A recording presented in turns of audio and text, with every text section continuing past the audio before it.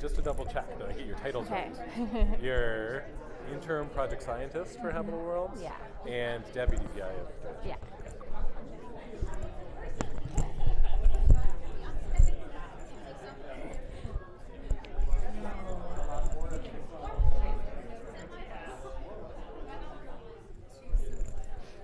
Well, thank you.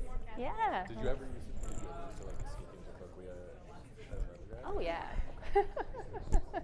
A couple of times, yeah.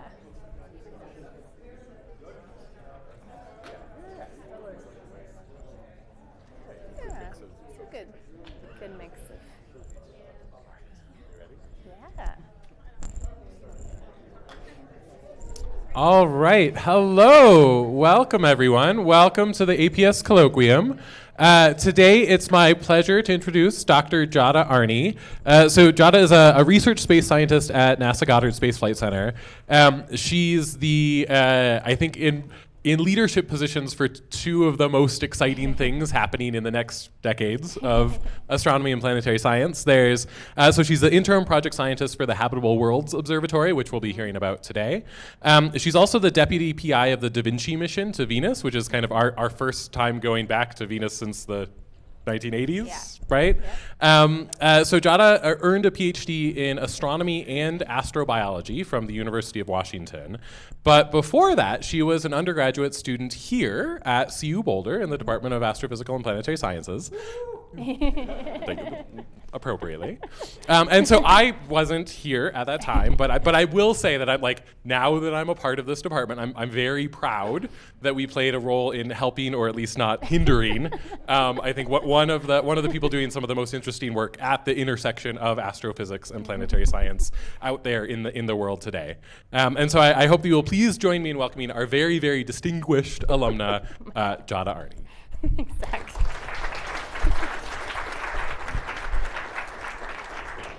All right, thank you, everybody. It was really delightful to get the invitation from Zach because I'm from here. I went to undergrad here. My mom is very happy that I am visiting. I think this is her first time seeing me give a talk since my PhD defense. So, hi, Mom. All right. So I know that there's. So I understand that these are interdisciplinary talks with a wide range of career states and potentially people from different departments in the audience, and non-scientists like my mom in the audience. So hopefully, I've tried to pitch this at a level so that there's something for everybody here. So I'm going to talk about one of the large missions that I'm associated with, although I will talk about the other mission a little bit that I'm associated with in this talk. I've had a lot of great conversations with folks today talking about both Habitable Worlds Observatory and Da Vinci, so it's been really great. So let me just go ahead and launch right in. Okay, so what is Habitable Worlds Observatory? This is NASA's next flagship mission concept that was recommended by the Astro 2020 Decadal Survey. And I was an undergrad here. I didn't know what the Decadal Survey was, but the Decadal Survey is the process that NASA sort of commissions the national academies to go through every 10 years to basically set the big priorities for science. There's a planetary decadal survey. There's also an astrophysics decadal survey. And this was their recommendation for the large mission in the decadal survey, was for a large aperture ultraviolet optical near-infrared space telescope capable of performing, in the words of the decadal, transformative astrophysics. These decadals are really important. Familiar household names like Hubble, the Webb telescope, the Roman Space Telescope, which is launching on September 7th of this year is its launch date. All of these large missions have come out of this decadal survey process. And what's really exciting about Habitable Worlds Observatory is that this will be the first mission that's ever designed specifically to search for signs of life on planets outside of our solar system. There are other missions, that are characterizing exoplanet atmospheres, including Webb. But it's interesting to think that Webb was not actually designed for that science. It's just doing that science because it's such an amazing observatory. So we're taking a huge step in actually designing an observatory that is not just being designed to characterize Earth-sized exoplanets, but actually search them for signs of life. That, to me, is amazing. So HWO is going to be really, really powerful. This is going to be the most powerful telescope that NASA has ever launched. It's going to be the most sensitive telescope that NASA has ever launched. So this is just sort of setting the stage for everybody about what HWO will be. So on this plot, this has wavelength from the far ultraviolet all the way through like 10 microns in the infrared, which is longer than HWO will be able to see. And if I draw in some curves for HWO, you'll be able to see how powerful it will be. It will be more sensitive. It will see fainter than any other observatories, current or future observatories. And this includes even ground-based large observatories, because they have to contend with the sky brightness background. So once you get to these really, really dim things like nanojansky limits, or if you like magnitudes, you can look at that axis. Or if you're not a scientist, dim stuff is on the bottom and bright stuff is on top. As you get to the bottom of this plot, you're having to deal with even the background of Earth's sky, limiting how deep you can go. Its resolution is also a superpower. So this is comparing the resolution that you go with Hubble or Roman compared to the resolution or point spread function or PSF. That's the resolution element size you get with HWO. And HWO will have about 3 times better resolution than Hubble or Roman. And when you put these superpowers together, this combination of resolution and sensitivity, you cannot just do better science for the questions that we know of, but entirely new kinds of science. Here's just a simulation of an example of what you can do with this kind of stuff. So this is a simulated low-mass galaxy at a redshift of 2. So in the very early universe, these galaxies are the building blocks of galaxies like our Milky Way. So understanding them is key to understanding how galaxies like the Milky Way came to be. And in this Hubble simulation, you can see it looks like a little blob. But on the HWO simulation, you really see detailed structure in these little galaxies. So this is sort of the power of HWO. So we don't yet know what HWO looks like.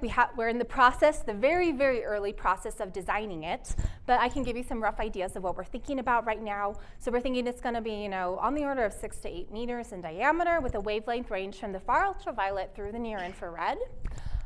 It will have, so a coronagraph is the instrument that's going to suppress the starlight and allow us to see orbiting planets. These orbiting planets are 10 billion times dimmer than their stars. So this has to be a very powerful instrument. It's capable of suppressing the starlight with a high degree of, precision and sensitivity. We'll have a coronagraph on board. That's a simulated view of what our own solar system might look like if it was viewed with a coronagraph. We're also thinking about a camera, a powerful camera that we could use to image targets within our solar system. So this is Ceres, a dwarf planet in the asteroid belt. That bright spot in the center was discovered by the Dawn spacecraft, thought to be a sign of liquid brine emanating from Ceres' interior. You could resolve those kinds of things with HWO, and of course, galaxies and all sorts of other astrophysical targets. UV multi-object spectrograph is another key instrument we're thinking about. We don't exactly know what the short wavelength end cutoff would be, but there's some people who want to go to 90 nanometers, which is quite short. Be able to do lots of exciting science in the ultraviolet in the in the era beyond the Hubble Space Telescope. And we're also thinking about other UV instrumentation, like a UV visible integral field spectrometer that has been eagerly asked for by the community. We're also thinking about other possible instruments and also international contributions to the instrument suite. None of this is set in stone. We have not, all of this, think of it as, primordial TBD because we're so early in the design process. But it's just to give you a sense of what we're thinking about for this mission. So the science, potential for HWO is vast. These are some of the science questions that we're thinking about for the observatory. If you were to answer any one of these questions, right, like you could write a whole PhD dissertation, tackling any of these questions. Definitive answers to many of these questions would be Nobel Prize worthy, right? Big, big questions. But what I want to focus on in this talk is this really difficult question, right? The search for life, which is arguably the most ambitious question of any NASA mission ever. So for the next part of the talk, now that I've set the stage for what is HWO, I want to talk about the search for life and how we might be able to observe signs of life on exoplanets. Okay, so how are we going to observe signs of life on exoplanets? So to answer that question, I want to pause and invite you all to take a breath with me. So if you could all breathe in with me, and yes, and breathe out with me. Okay, so why are we doing that? We're doing that because our atmosphere is 21% oxygen. And this oxygen that we're breathing is a way that our planet's biosphere has been announcing its presence to the rest of our universe for billions of years. Virtually all of the oxygen that we're breathing right now is a byproduct of oxygenic photosynthesis, which is our biosphere's dominant source of energy. When oxygenic photosynthesis arose on Earth billions of years ago, the oxygen that accumulated in Earth's atmosphere over time could be detected across the light years. And if you were an alien looking at Earth, all you'd need is a powerful telescope, wink, wink, nudge, nudge, and a little knowledge about photochemistry. And you would put that all together and you would realize that Earth's atmosphere is too weird to explain without life. So we call these remotely observable signs of life biosignatures. Oxygen is one of them, but it's not the only one. There are others. They include ozone, methane, nitrous oxide, and there are many, many more. So HWO is going to search for these biosignatures in the atmospheres of Earth-like exoplanets around sun-like stars. It's going to do this with reflected light observations. But this is going to be very challenging because an Earth-like planet, as I mentioned, is 10 billion times dimmer than a star like our sun. So you have to suppress that starlight, to a high degree to be able to see those orbiting planets. And this is so compelling that, right, if this was easy, we would have already done it. So, it's challenging. I'm not an engineer, so I'm not going to talk about coronagraphy in this talk or ways of suppressing starlight in this talk. But what I do want to say is that we are on the technical path to achieving, what we need for HWO. And in particular, the Roman Space Telescope, launching this fall, will have the first active coronagraph launched into space. So here's just a sort of animation of the Roman coronagraph. So this coronagraph will have deformable mirrors. So if you look at that mirror, it's sort of wobbling. That deformable mirror corrects tiny, tiny imperfections in the wavefront of the light. So Roman itself has to be incredibly stable, to have an incredibly stable wavefront, to be able to suppress the starlight to see orbiting planets. But within it's still not perfect. So within Roman itself, it'll have deformable mirrors within the coronagraph. My necklace is interacting with this, so let me move my necklace. Within the coronagraph itself, it'll have those deformable mirrors. I'll play this one more time. To suppress the starlight further, to correct the wavefront further.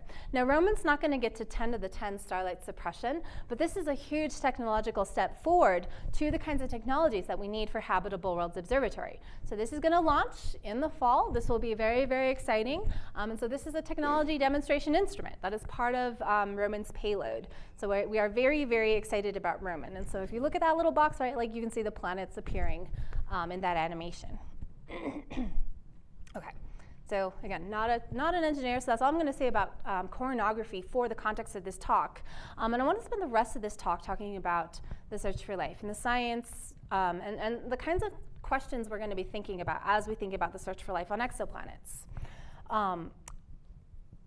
But before we think about exoplanets, I want to bring it back home to Earth, because Earth's biosphere is the only one currently known, and astrobiology necessarily builds outwards from Earth. And we have scrutinized Earth intensely to help us understand the remotely observable signs of habitability and life from Earth's own spectrum. So this is this idea of thinking of Earth as an exoplanet. So here is a spectrum of Earth. This is a simulated spectrum. I'm going to take my necklace off because I feel like it is wiggling the microphone. So here, that blue spectrum is a simulated spectrum of Earth, validated against Earth remote sensing data. The yellow points with the error bars are simulated observation of what Habitable Worlds Observatory might be able to see. The x-axis goes from the ultraviolet through the visible that our eyes can see into the near infrared over here that our eyes don't see. And then the y-axis is the planet-star flux times 10 to the minus flux ratio times 10 to the minus 10, which again reminds us that these Earth-like planets are 10 billion times dimmer than their stars. And what we're going to do when we look at these Earth-like planets is we're going to measure their spectra and we're going to find out what they're made out of. The first thing we'll probably look for is water vapor, because water is central to our definition of planetary habitability. All life on Earth requires liquid water. Water is a cosmically ubiquitous compound. It is an excellent solvent. It is, the definition of the habitable zone is the zone around which, you can have liquid water on the surface of planets orbiting stars. So we think it is a good starting point to at least begin our search. And so that's what we're going to look for is water. Now the water that we see initially is not going to be liquid water on the surface. It's going to be water vapor in the atmosphere that's producing those absorption features in that spectrum that I showed you. But that's going to be our sort of beacon that this is an interesting and potentially habitable world. But we don't just want to look for signs of habitability. We also want to look for signs of life. And that's where that search for biosignatures comes in. So we'll look for gases like oxygen that I talked to you about. Oxygen is very important.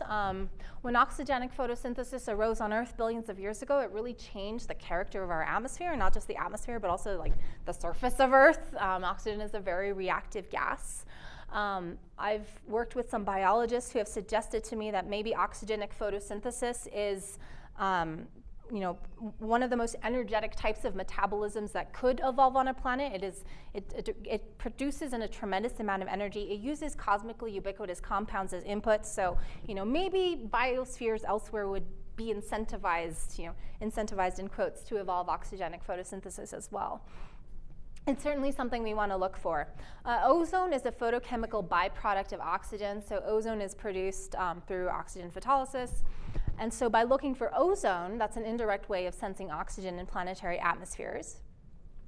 Ozone produces, in particular, that really strong fall off you see at the left end of this plot. So that's the ozone layer that absorbs ultraviolet radiation from reaching the surface and prevents us from getting bad sunburns.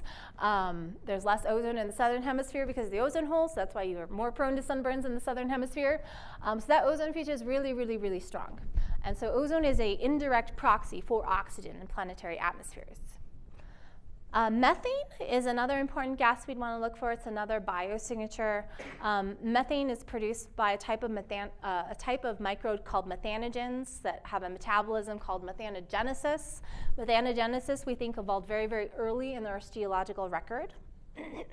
Most of the methane that's produced on our planet is biological, but some fraction of it is geological. Biological methane outweighs abiotic methane at a ratio of about 60 to 1, but that's a reminder that we have to think about abiotic processes that could produce some of the gases that we're looking for as we're thinking about biosignatures around other planets. And this animation here just shows methane production on Earth as a function of time. There are other biosignatures besides the ones I've talked about here. There's actually a lot of potential biosignatures. I don't have time to talk about them all, but this is just meant to give people a flavor of some of the things that we're thinking about for HWO. Now this is modern Earth. This is the spectrum of modern Earth and the biosignatures of modern Earth. But we know that Earth has not always looked the way it does today. And so when we think about Earth as an exoplanet, it's also important to think about how Earth has evolved over geological history. And then, so by thinking about the many different faces of Earth through time, we can broaden our understanding of what a potentially habitable exoplanet might look like. That is, by definition, Earth-like, but very different from the planet that we live on today. So we've thought about this a lot. I've thought about this in my research. My colleagues and mentors have thought about this a lot. We've thought about how Earth is more than one planet when you take into account the time dimension. And so as we're thinking about Earth-like planets, it is important to think about that time dimension for our own planet. So this figure here, which currently shows the spectrum of modern Earth that I was just showing you there. On the left here, this is illustrating the approximate evolution of the composition of Earth's atmosphere. So the abundance of the gas, or the column mass of the gas, is on the x-axis here. The y-axis is time, so billions of years ago, where present day is at the bottom, that's now, and 4 billion years ago is at the top. So Earth itself is 4.6 billion years ago, but we're starting at 4 billion years ago because that's sort of when we have a good rock record. So modern Earth is a great starting point for thinking about Earth-like exoplanets, but it's interesting to think about the fact that modern Earth spectrum may only be representative of about 13% of our planet's total inhabited history. So when you ask the question, what does an Earth-like world look like, maybe modern Earth is not the most representative type of planet we go back in time, we get to the Proterozoic eon. So Proterozoic Earth is representative of about half of Earth's total inhabited history.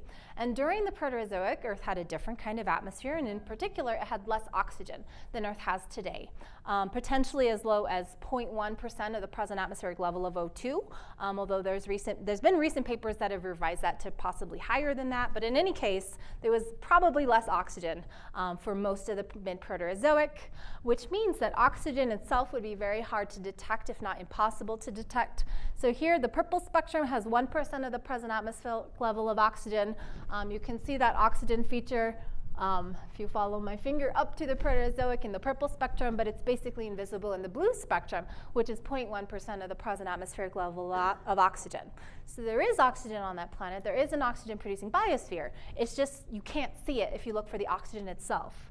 But what you can still see, remember that ozone feature that's very strong in the ultraviolet, you can still see that very strong ozone spectral feature, which is an indirect way of sensing oxygen-producing biospheres. And so that ozone feature in the near UV is really important for not running into this false negative scenario where there's oxygen on the planet but you can't see it. Archean Earth is my favorite phase of Earth history because I've done research on the biosignatures of Archean Earth. Archean Earth was representative of about 40% of Earth's total inhabited history. During the Archean, there was no oxygen. There may have been oxygen being produced, but it was not getting into the atmosphere because oxygen is really reactive. So you have to fill up the sinks of oxygen on your planet of all the things it wants to react with before it can actually get into the atmosphere in appreciable quantities. So during the Archean, there was no atmospheric oxygen to speak of, but we do think there was a lot of methane. And so you can see a bunch of methane spectral features in this spectrum here.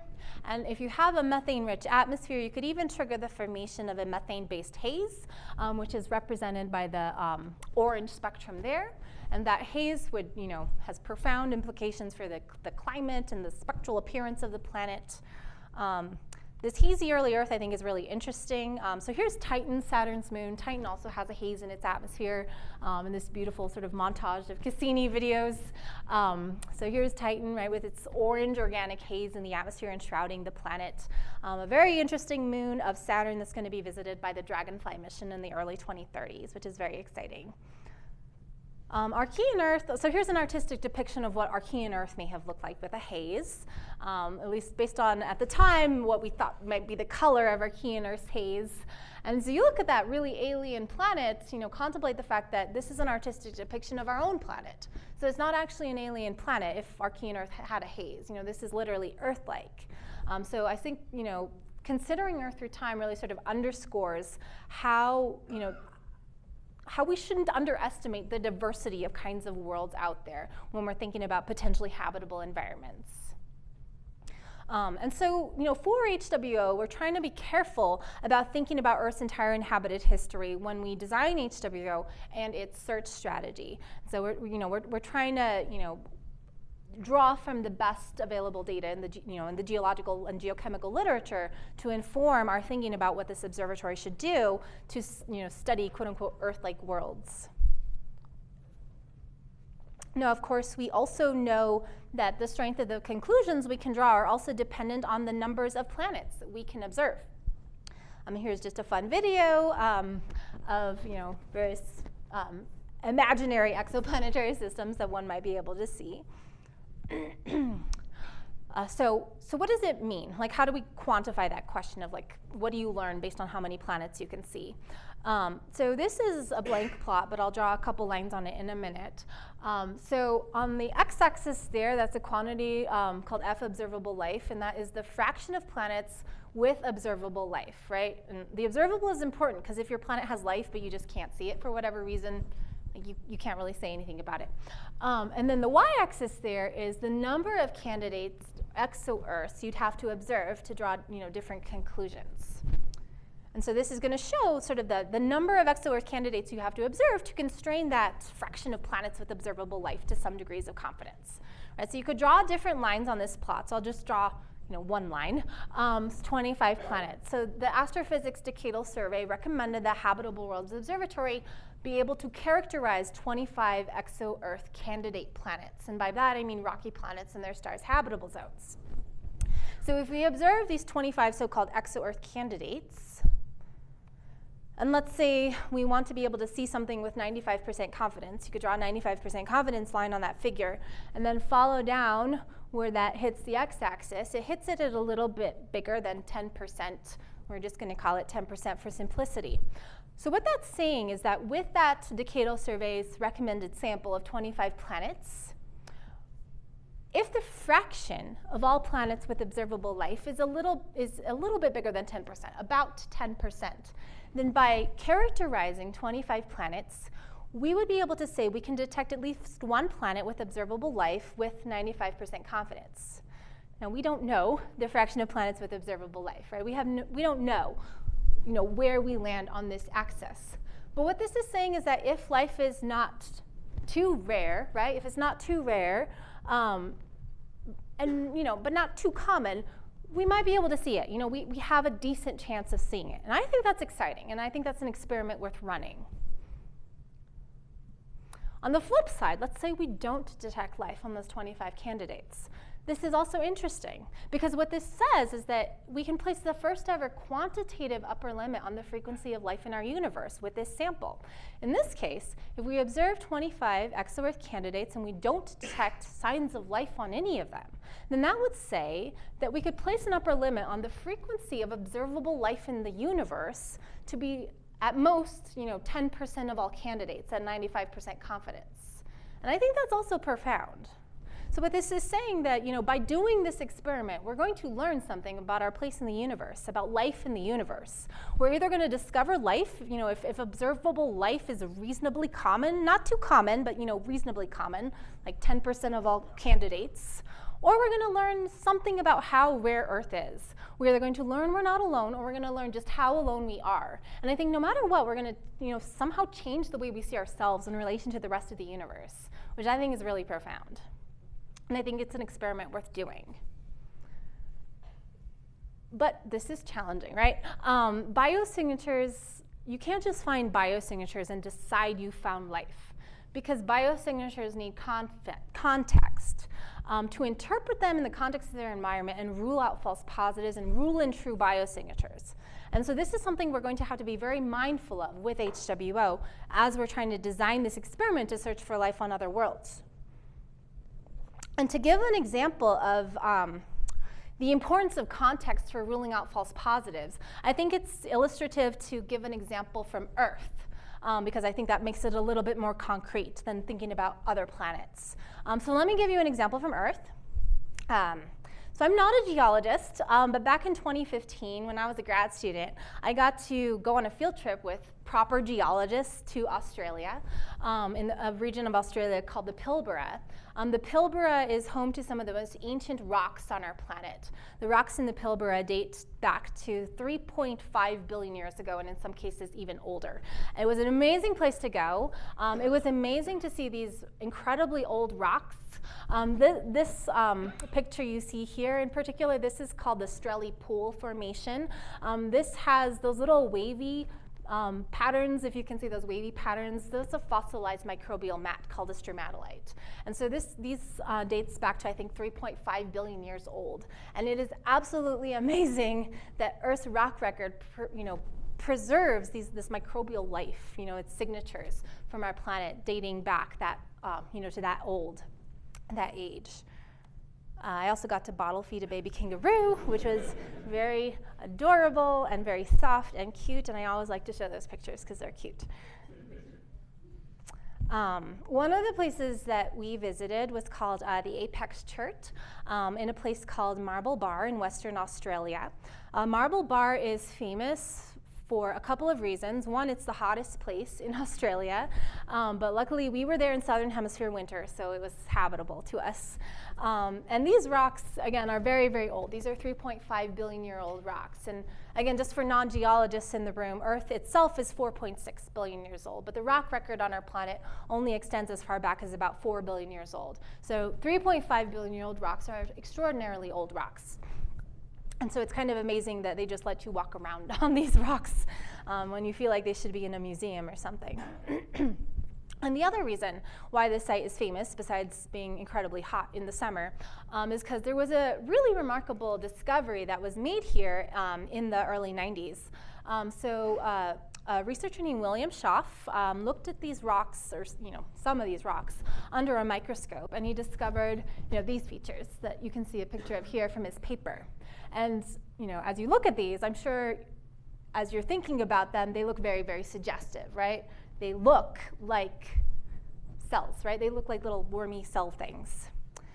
And so Schaff and his co-authors suggested that these were the fossilized ancestors of modern living cyanobacteria.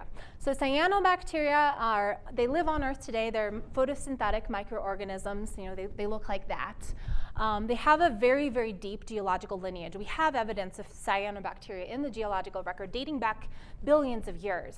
But this was the earliest evidence we had of fossilized cyanobacteria as early as 3.5 billion years old. And so this was a very remarkable discovery. It made a huge splash in the scientific literature. These were widely hailed, not just within the scientific literature, but even in more popular spheres as Earth's oldest microfossils. They were even listed in the Guinness Book of World Records as Earth's oldest fossils, right? So they had an impact even beyond science itself. And so it was a huge discovery. It made a huge splash, and for a long time, this was how this was interpreted.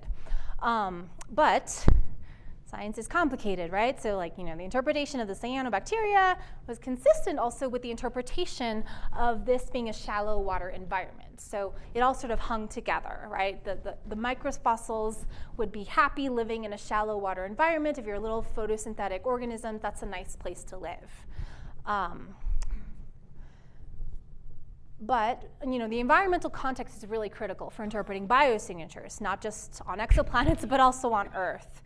And in 2005, there was some hot water metaphorically thrown onto this by Brazier et al., 2005.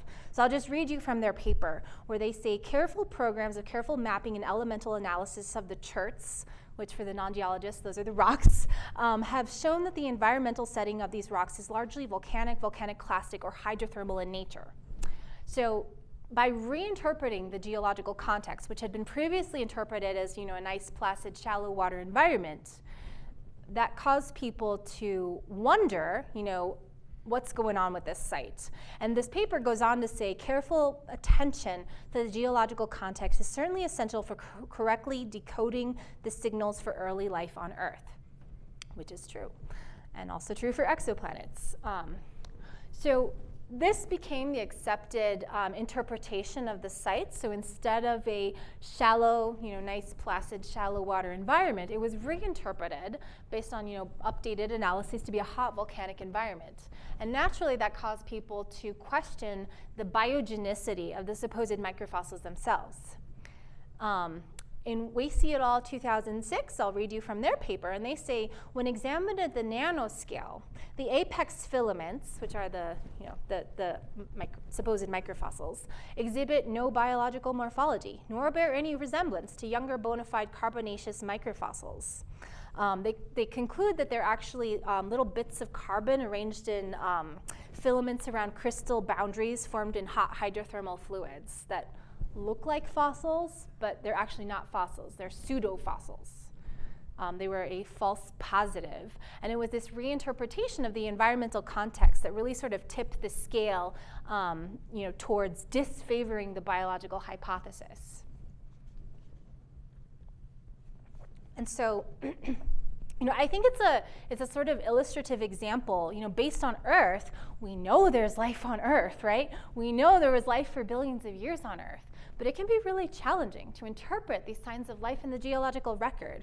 And it's going to be the case also for exoplanets. So, whether your signs of life have been garbled by traveling through the rock record for billions of years, or whether they're going to be garbled by traveling through interstellar distances, we're going to have to think about this and think about how are we going to discriminate false positives from true positives. And I don't pretend that this is going to be easy, but it is something that we're thinking very, very hard about, because we want to do as much as we can to mitigate the chances of false positives screwing us up. One thing that I think makes it different for exoplanets is that the kinds of signatures that we can observe will necessarily be global in nature. If we're observing exoplanets, we're going to be observing points of light. We cannot spatially resolve them. And so any features that we can see from those spectra will be, global features, that you can see from a spatially integrated planet where all of your information is compressed into one pixel. So global features, like oxygen. Oxygen is a global feature. Methane is a global feature, although it's present at very low abundances in Earth's atmosphere. And so to interpret those global features, we need global context. We need these big picture pieces of context. And so we're trying to be careful to design HWO to give us these big picture pieces of context to help us interpret biosignatures. Properties, big picture bulk properties of the planet. You're designing HWO to, maybe even measure planetary masses with an astrometry mode that we're studying. Astrometry is hard. Astrometry is like the measuring the wobble of the star, like the physical wobble of the star as the planet orbits. That will be very hard to do, but it is something we're studying right now for HWO, as well as other pieces of the planetary context with the wide wavelength range that we're trying to get. But it's not just the planetary context, it's also the orbital and the stellar context. So the orbit, we want to know what does its orbit look like? Is it actually in the habitable zone?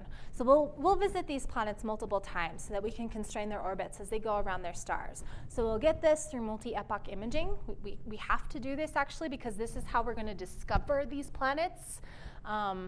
I think something people don't always appreciate is the fact that HWO is going to discover the planets that it characterizes. We will not know them before this mission. And so this discovery survey, which will do multi-epoch imaging, is going to constrain the orbits for us. The stellar context is incredibly critical because photochemistry and star-planet interactions really drive, what's in the planet's atmosphere. Absolutely critical. We'll be able to measure the UV spectra of all of the target stars that HWO observes, although perhaps not contemporaneous with the exoplanet observations. But certainly we will get to all of the target star spectra. These are very low-hanging fruit for HWO. We're trying to do this to give us the needed context based on what we know to help distinguish these false positives using these environmental clues, as well as address a wide range of biosignatures. And again, I'm not trying to say this is going to be easy, but I am trying to say we are trying to think through these things that can challenge us and that could trip us up. Okay, so I want to talk a little bit more about false positives, because false positives are really important. And I want to talk about false positives in the context of oxygen, which is relevant to modern Earth and Proterozoic Earth. So how do you generate false positive oxygen on Earth? Well, as it turns out, not easily. Earth does not generate false positive oxygen very easily at all. One way you could generate false positive oxygen is through this reaction here. We have water. You break up water with a photon, and then you can generate oxygen as part of that process. But this really doesn't happen on our planet.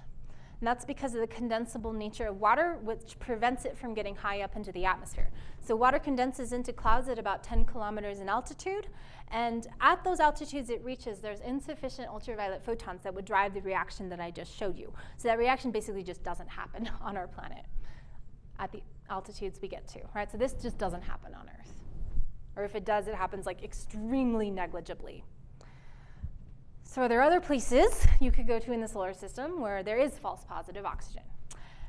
And now I get an excuse to talk about my other favorite planet for a little bit, which is Venus. So Venus is an incredibly interesting and exciting world that we need to understand better, not just because Venus itself is incredibly interesting, but also because it has lessons to teach us about even the search for life on planets outside of our solar system. So Venus has an atmosphere that is incredibly hot, incredibly thick, clouds made of sulfuric acid. We like to say that Venus's surface is hot enough to melt lead, right? So incredibly hot. But there's these really interesting clues suggesting that maybe Venus was more habitable in the past. We don't know for sure that it was habitable, but there is evidence suggesting it lost a large quantity of water in the past. Whether that water was in the form of oceans, as this video evocatively shows you, or in the form of a steam atmosphere that was never habitable, we don't know. That's why we need to go back and collect data. But in any case, Venus may have been habitable in the past, and it certainly seems to have lost a large quantity of water in the past.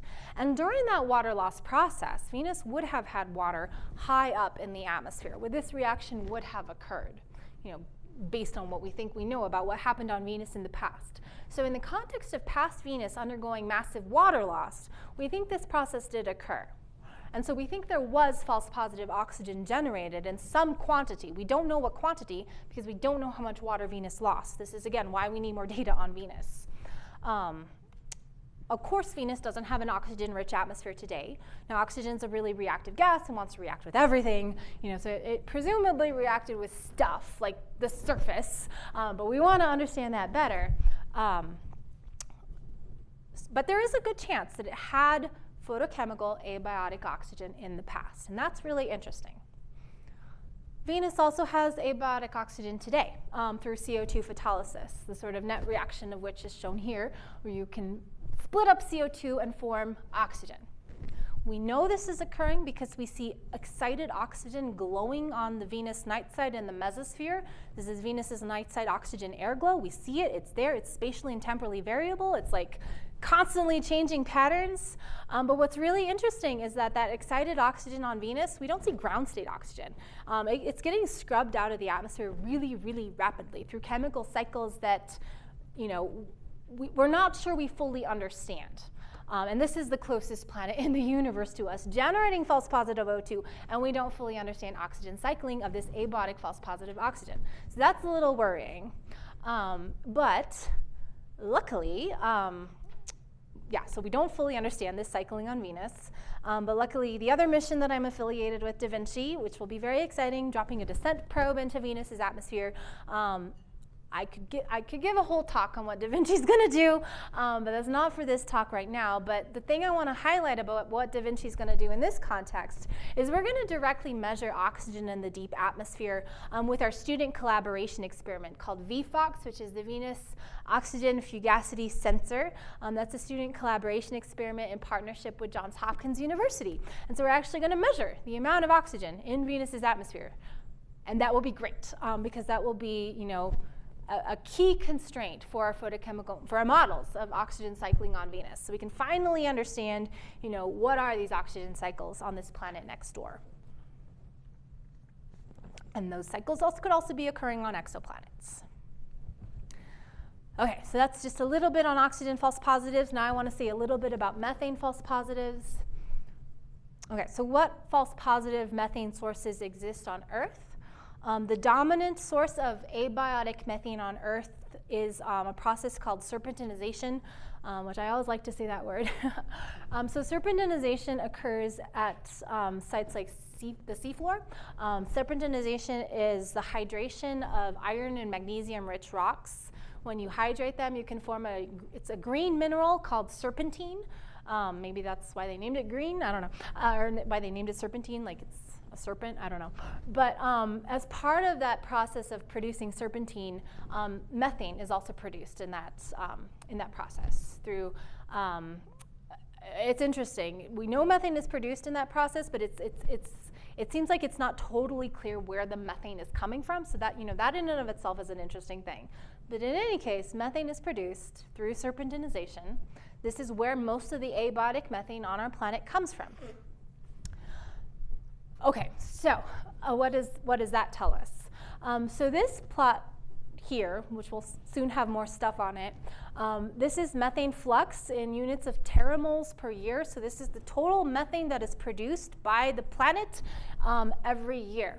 And this is how much Earth's biological methane flux produces, about 30 teramoles per year. That's what Earth's biology produces in a year. So you could ask, as my friend and colleague Josh Chrysanson Taunton asked, how much methane could you produce from serpentinization on a planet? And so he ran a model where he had different parameters that control serpentinization, like the seafloor spreading rate and the fraction of the seafloor that's composed of minerals that could participate in serpentinization, and other parameters that are relevant to serpentinization. So when he varied those parameters over ranges that he considered at least like plausible for a terrestrial planet, he got this curve here. And so this curve you could sort of consider as sort of the maximum amount of abiotic methane you might be able to produce from serpentinization for terrestrial Earth-like planets.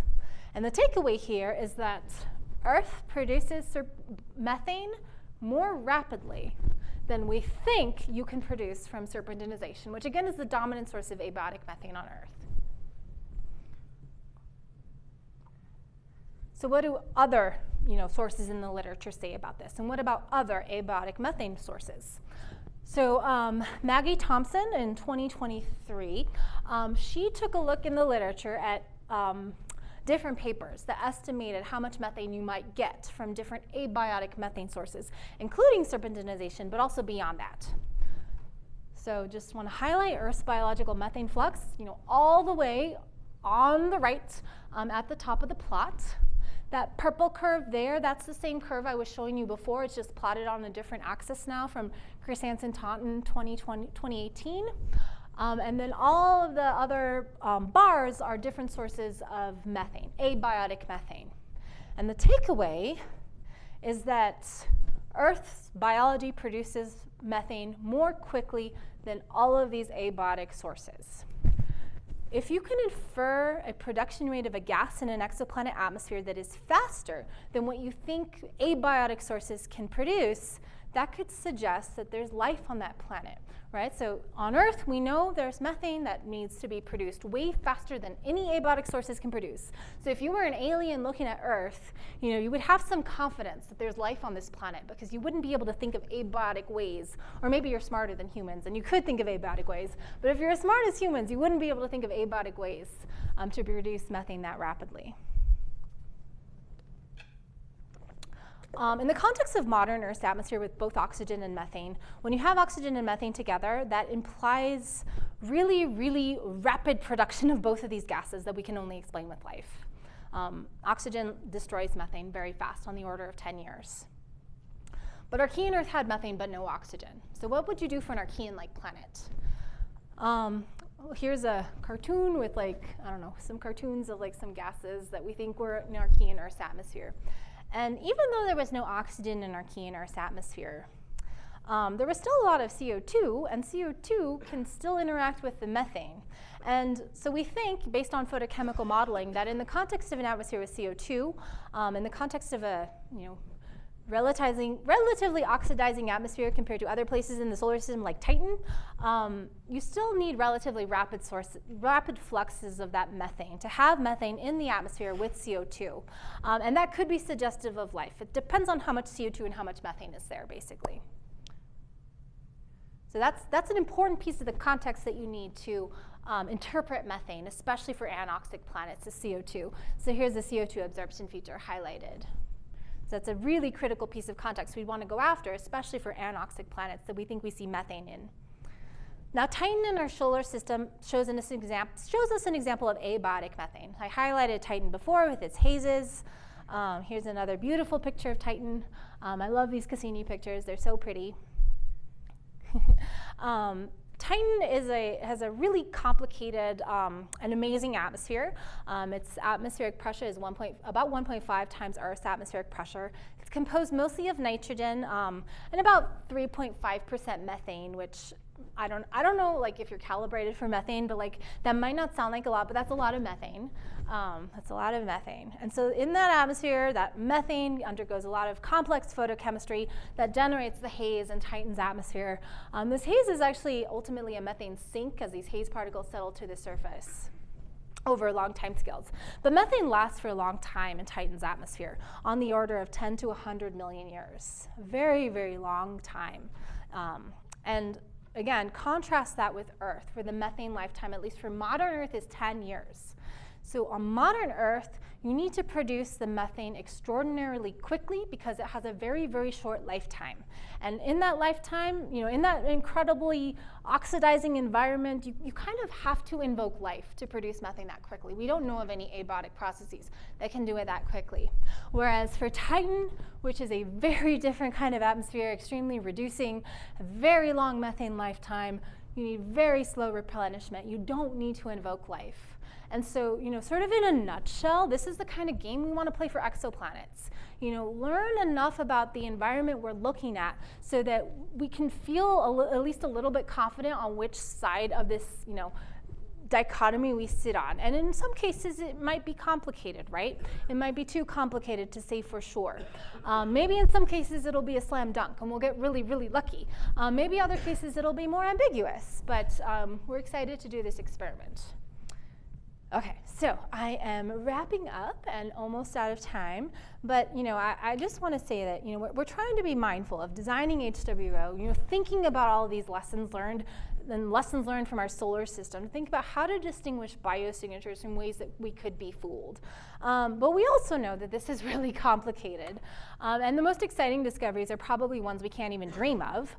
So we're also trying to design a powerful observatory, right, that can address these questions and characterize kinds of planets that we can't even think of today.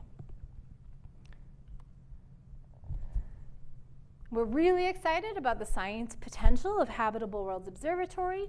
We're excited about the breadth and the depth of science that this observatory will achieve. But some of the most exciting science questions are probably ones, again, that we can't yet think of. So you can imagine, what you might want to do with this observatory, or what your future grad students or their future grad students might want to do with this observatory.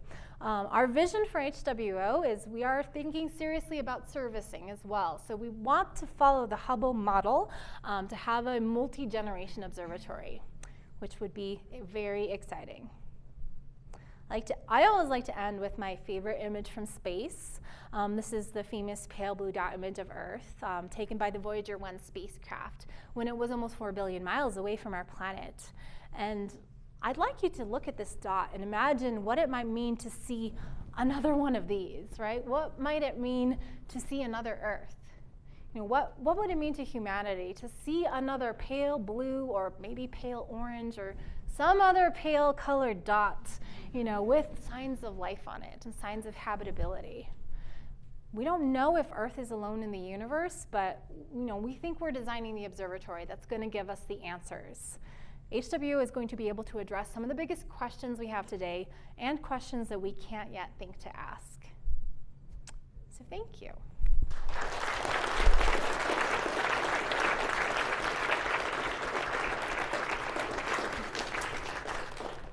Oh, thank you. That was wonderful.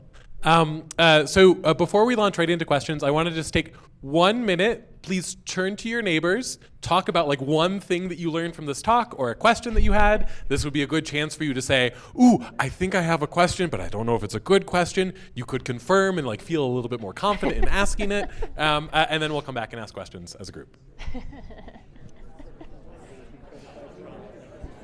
Yeah, thanks. It's fun. Yeah, yeah.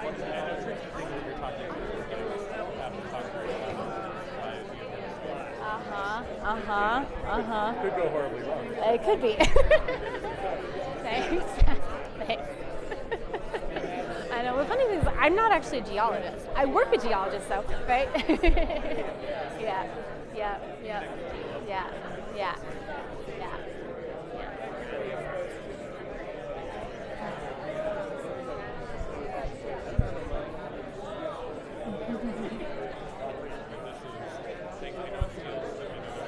Yeah, it's a good idea. I've never seen anybody do this before. It feels like a really good idea. Yeah. Sometimes it says that Japanese. Oh. But it's not going to. Okay. Oh, yeah. To get going. Okay. But could I get your email so I can ask some questions? Absolutely. Okay. It's here. I can write it for you. Okay. Thank you. Yeah. Very interested in astrobiology. So Yeah. It's interesting the University of Washington offers PhDs. Yes. Thank you. Yeah. There you go. My name is Luke. Hi, Hayes. Luke. Nice to meet you. Nice to meet you. Thank you again for the talk. Yeah, of course. All right. Thank you all. Please wrap up your thoughts. Now, who has any questions for Giada? Oh, I'm going to sprint. Oh, I'm going to go to Hannelore first.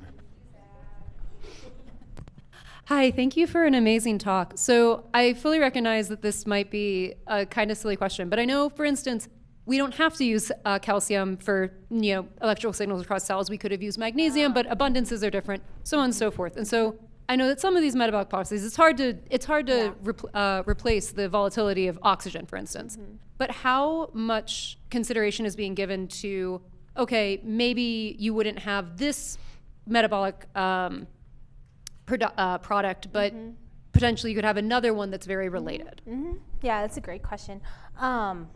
There is a lot of consideration that's given to different kinds of biosignatures, which I didn't want to go into all of that here just because there's so much you can talk about with biosignatures.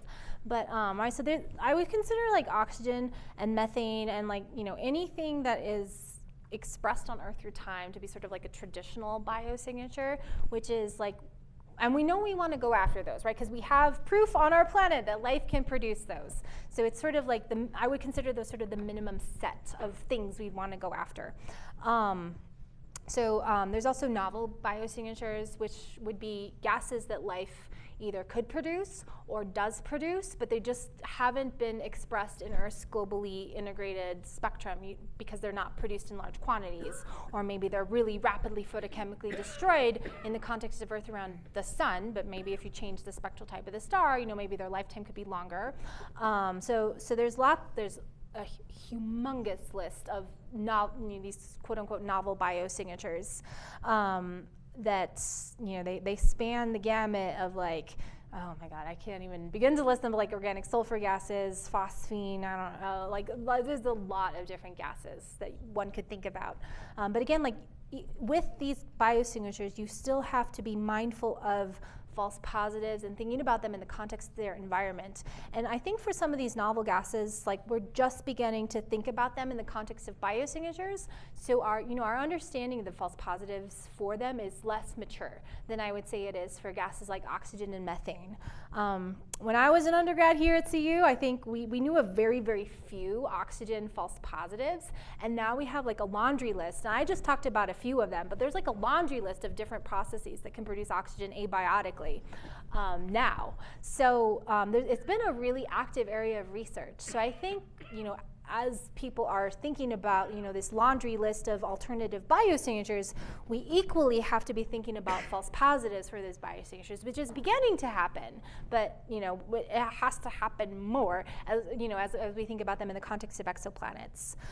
So that's these alternative biosignatures. The other type of biosignature is, I think it sort of most directly addresses what you're getting at, is, I don't have a good slide on this, but I'm trying to find I don't know, what's called agnostic biosignatures, which is, taking a step back from the gases themselves and just thinking about what they do to their environment. And that is what we're doing with even the traditional biosignatures like oxygen and methane. What's less important about oxygen and methane is not the gases themselves, but the fact that they cannot exist in the environment without really rapid fluxes that produce them. So thinking about it from a more agnostic to the biosphere itself, and just thinking about what are we looking at from a top level thing. We're looking for things that don't make sense without invoking life, basically. No, that makes sense. I hadn't thought about that fluctuation aspect of it. Mm-hmm, mm-hmm. Thanks for your question. I'm going to hand this. Thank you for the talk. So far, all the rocky exoplanets that we've observed with JWST, the analysis of their atmospheres have been consistent with a bare rock scenario, including the first observation of GJ 3929, Rocky Worlds DDT target. So this might be asking you to kind of characterize the chicken before we've detected the egg. But how do we design a Habitable Worlds target list if so far or if it continues to be the case that rocky exoplanets that we observe return, their analyses return bare rock scenarios, or that, you know, we find out that JWST just isn't quite sensitive enough to detect these exoplanetary atmospheres. Yeah, it's a good question. So it's really sad, but maybe not too surprising that these planets around M dwarfs don't have atmospheres, even though I hope some of them do, just because the M dwarfs are so active. So if there's any non-astronomers, M dwarfs are low mass stars, the lowest mass type of star. HWO can observe maybe some planets around M dwarfs, and it can certainly observe, it can also observe transiting planets, but it's primarily going to be observing planets around more sun-like stars. I've been talking to people today about like stellar activity and how that impacts planetary atmospheres, but in general, more massive stars are less active than these really low massive stars. So I think there is much better reason to think that more massive stars, their planets will be able to hold onto their atmospheres, unlike these planets orbiting like screamingly close to these unbelievably active, like fitful, violent, low mass stars. But we're looking at a totally almost entirely different population of planets with HWO. They're planets that we don't know about yet because we haven't had the tools to find them. They're going to be planets orbiting nearby FG K-dwarf stars, and we just don't know them. In general, not exclusively, but in general, those are less active stars. The planet-star separation is also much bigger compared to if you're in the habitable zone around an M dwarf. You have to be incredibly close.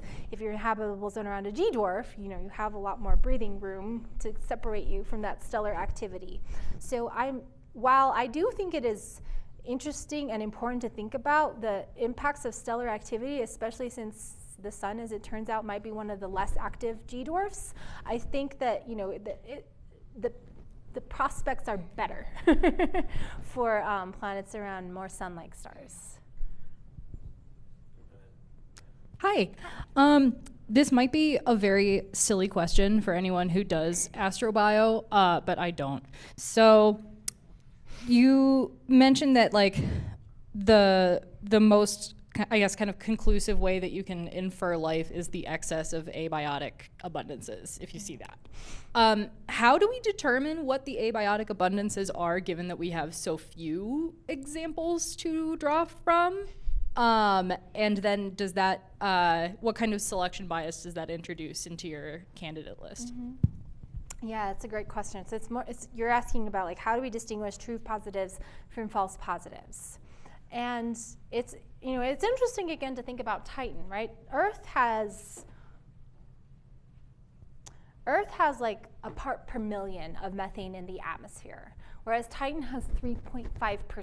So Titan has orders of magnitude more methane in the atmosphere, whereas Earth has this like incredibly trace amount that actually makes it really hard to detect, as it turns out, for modern Earth. But this is abiotic and Earth is biotic. And again, it comes down to understanding that gas in the context of its environment. It's not the abundance in itself. It's not the presence of the single gas in itself that makes it a biosignature.